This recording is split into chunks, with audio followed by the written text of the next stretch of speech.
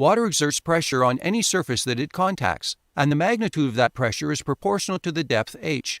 For a dam to do its job, it must resist the forces generated by these pressures. Common strategies for doing so include buttress dams, embankment dams, and arch dams. To make ponds for mills and to control water elevation in rivers, another strategy is often used. It consists of vertical piers with straight horizontal members between them. The water pressure that pushes against these horizontal members is carried by bending, and so these members function as beams. We can build a dam that works in this way using a flat sheet of cardstock to represent the horizontal beams. We insert the ends of the sheet into the grooves of the plexiglass box so that they can support it, like the piers of a real dam. For simplicity, we use marbles to represent the water. Which part of the dam do you think will collapse first? The top, the middle, the bottom?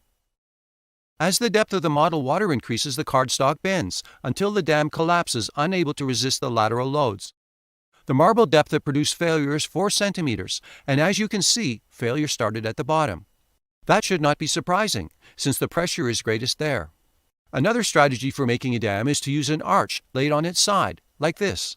If you watched our Arches and Chains video, you will know that arches can be very effective in load carrying and that they carry load by compression. To build an arch dam, we make the cardstock panel a little longer than the distance between the grooves. Then when we install it, it automatically curves into an arch shape. As we pour in the marbles, raising the model water level, the cardstock resists the resulting pressure by compression, just like an arch. As you can see, an arch shape like this can carry a greater depth of marbles than our earlier flat design. Even so, the arch dam also eventually collapses when the model water level reaches a depth of 9 centimeters. As before, failure begins at the bottom of the dam because the pressure is greatest there.